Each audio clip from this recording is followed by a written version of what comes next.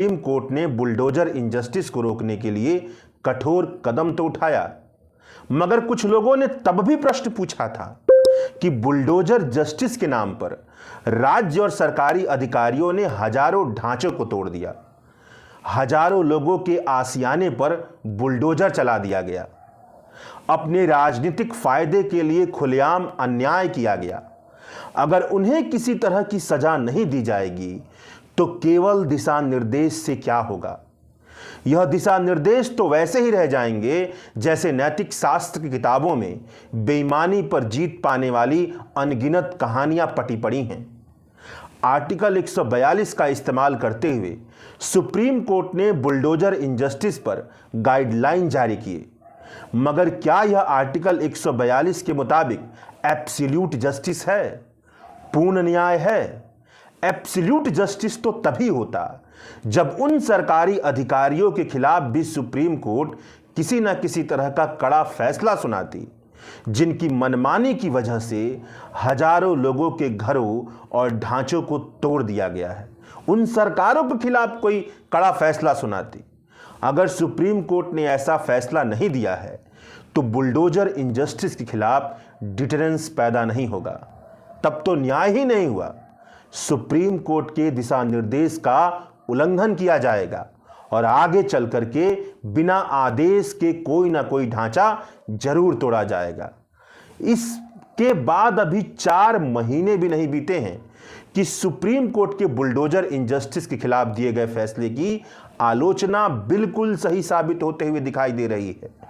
9 फरवरी के दिन बिना किसी ठोस आदेश के उत्तर प्रदेश के कुशीनगर जिले के हाटा के इलाके में मौजूद मदनी मस्जिद के विवादित हिस्से को जिला प्रशासन ने कई बुलडोजर ला करके तोड़ दिया।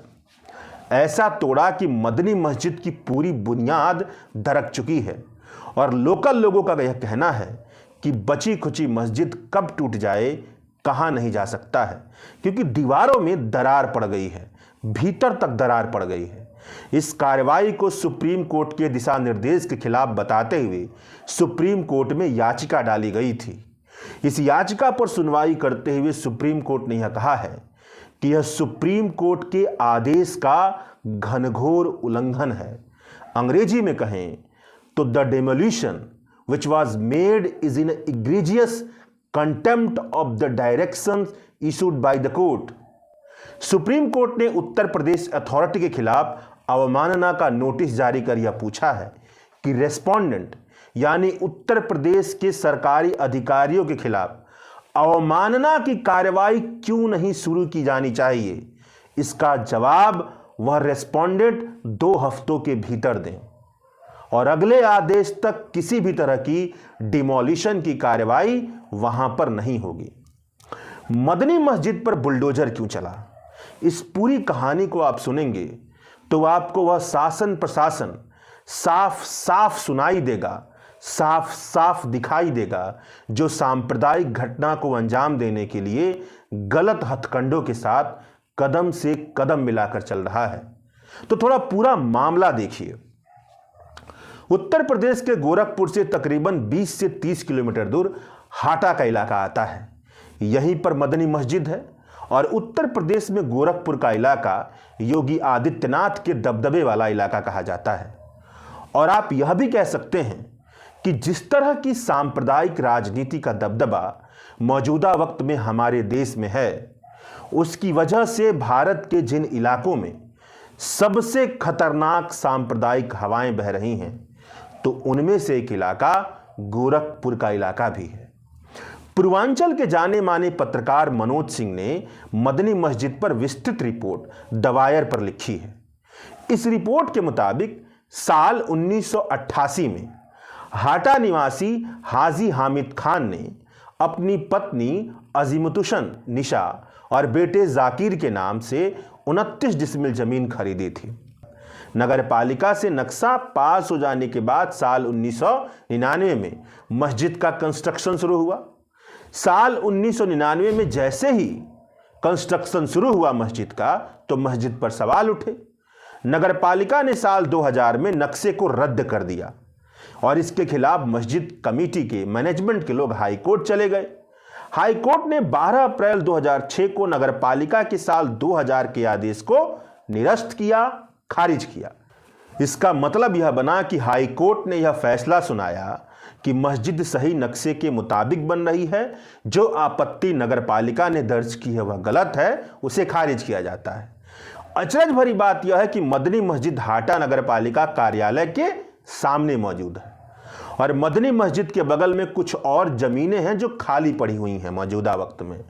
और मस्जिद की मौजूदगी जिस जगह पर है वहां से ऐसा भी नहीं है कि शहर के बाजार को किसी तरह की दिक्कत हो, लोगों की आवाजाही को किसी तरह की दिक्कत हो, आगे किसी तरह का विवाद ना हो, इसके लिए मस्जिद बनने के समय ही मस्जिद के मैनेजमेंट कमेटी ने मस्जिद की बाउंड्री बना दी थी और बाउंड्री भी मस्जिद के जमीन के भीतर ही बनी थी। इसी बाउंड्री के सहारे मस्जिद कमेटी की ओर से टीन शेड लगा दिया गया था, जिसका इस्तेमाल वजूखाने के तौर पर किया जा रहा था। विवाद तब शुरू हुआ जब भाजपा नेता राम बचन सिंह ने शिकायत की कि नगरपालिका की जमीन पर कब्जा कर मस्जिद निर्माण का विस्तारण किया जा रहा है। यही नहीं, इसकी भी शिकायत की राम बचन सिंह ने, जो भाजपा के कार्यकर्ता हैं, कि नक्शे का उल्लंघन कर मस्जिद को कई मंजिला बनाया जा रहा है। राम बचन सिंह यह बताते हैं कि वह पिछले 20 साल से शिकायत कर रहे हैं। राम बचन सिंह ने यह भी बताया कि मस्जिद कमेटी द्वारा किए जा रहे अवैध निर्माण के संबंध में वह मुख्यमंत्री आदित्यनाथ से मिलने के लिए 17 दिसंबर साल 2024 को लखनऊ भी गए थे। मनोज सिंह की रिपोर्ट से पता चलता है, मगर मुख्यमंत्री से उनकी मुलाकात नहीं हो सकी, तो उन्होंने हाटा के जो कुशीनगर जिले के 6 भाजपा विधायक हैं, 6 सभी के सभी विधायक जो हैं भाजपा के हैं, वो जिले में 6 भाजपा विधायकों को शिकायती चिट्ठी लिखी और इसी शिकायती चिट्ठी को लेकर के भाजपा के सभी विधायक मुख्यमंत्री से मिले और इसके बाद मुख्यमंत्री ने जिलाधिकारी को कार्रवाई का आदेश दिया। मतलब राम बचन सिंह के मुताबिक कहा जाए तो योगी आदित्यनाथ के आदेश पर मस्जिद तोड़ने की कार्रवाई शुरू हुई। राम बचन सिंह विश्व हिंदू परिषद में रह चुके हैं। राम बचन सिंह के मुताबिक वे राम जन्मभूमि आंदोलन में सक्रिय थे। राम मंदिर बन जाने के बाद भाजपा में सक्रिय हो गए। पिछला नगरपालिका चुनाव वह निर्दलीय लड़ चुके हैं। भाजपा से टिकट मांगा था मगर उन्हें टिकट नहीं मिला। योगी आदित्यनाथ के आदेश के बाद कुशीनगर जिला प्रशासन बहुत ज्यादा एक्टिव हो गया।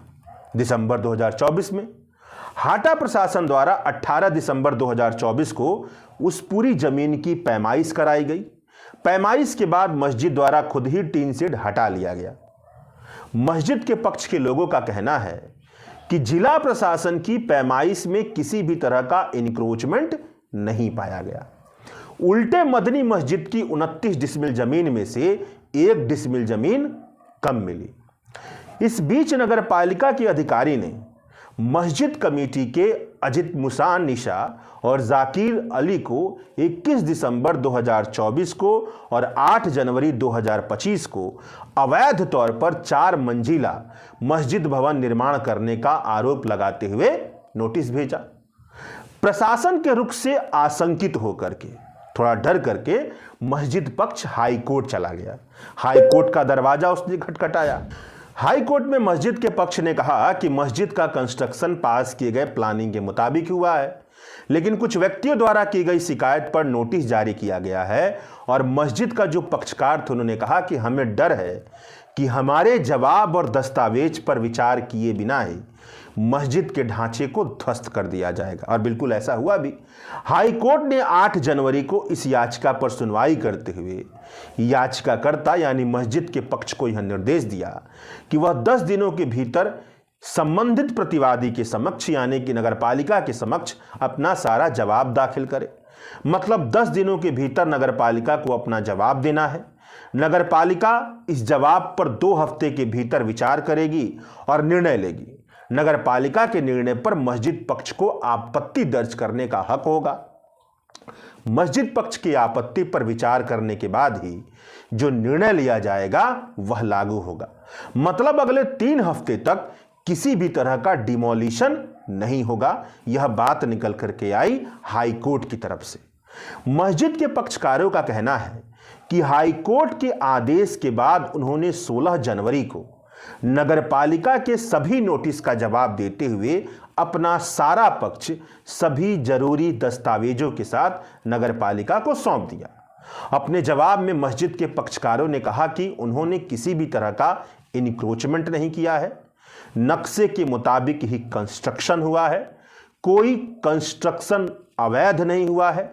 मस्जिद को 4 मंजिला बनाए जाने का जो आरोप लग रहा है उस पर मस्जिद के पक्षकारों ने कहा कि मस्जिद पास किए गए नक्शे के मुताबिक ही 2 छत्ती बनाई गई है।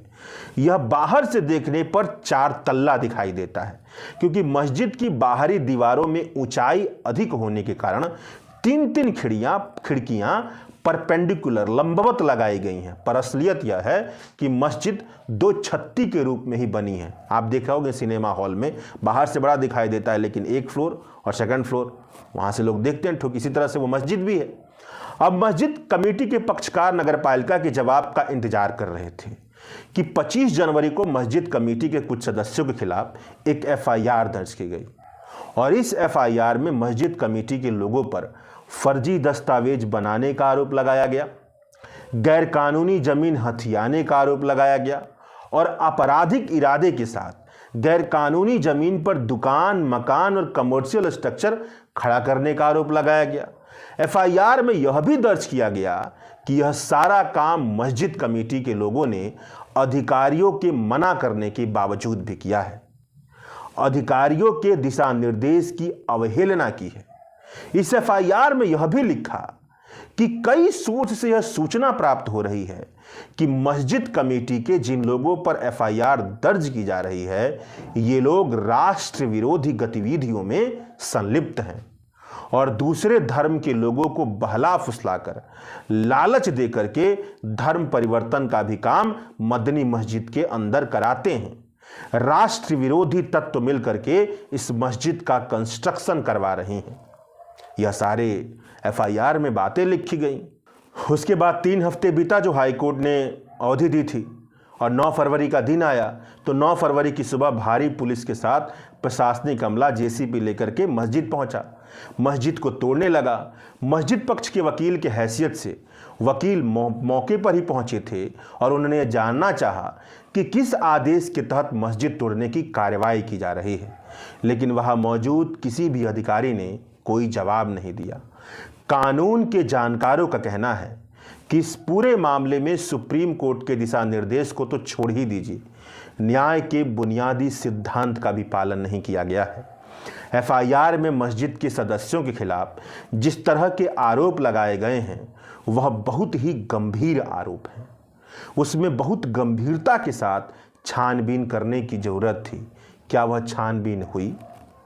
नगरपालिका ने मस्जिद का पक्ष सुनकर के मस्जिद को अपना पक्ष नहीं सुनाया, ठोस तरीके से नोटिस नहीं लगाया, कहा गया कि चस्पाया और तुरंत उखाड़ भी लिया, अपनी असहमति नहीं जाहिर की, सीधे कई बुलडोजर से मस्जिद तोड़ डाला।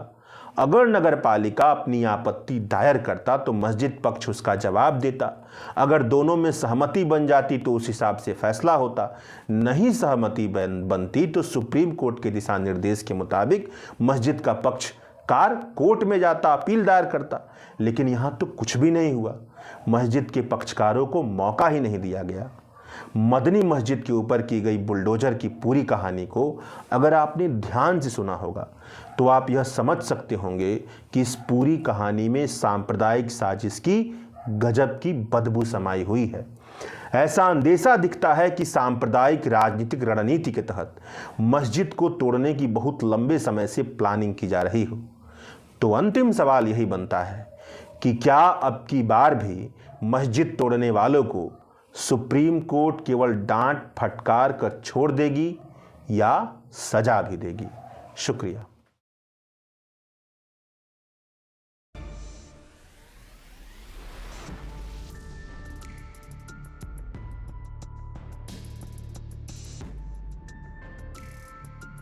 बिहार के जमुई से बड़ी खबर सामने आ रही है, जहां रविवार को झाझा बलियाडी गांव में 2 गुट आपस में भिड़ गए। दोनों में जमकर ईंट पत्थर चले हैं। बताया जा रहा है कि एक कार्यक्रम के दौरान ये झगड़ा शुरू हुआ था। इसी कड़ी में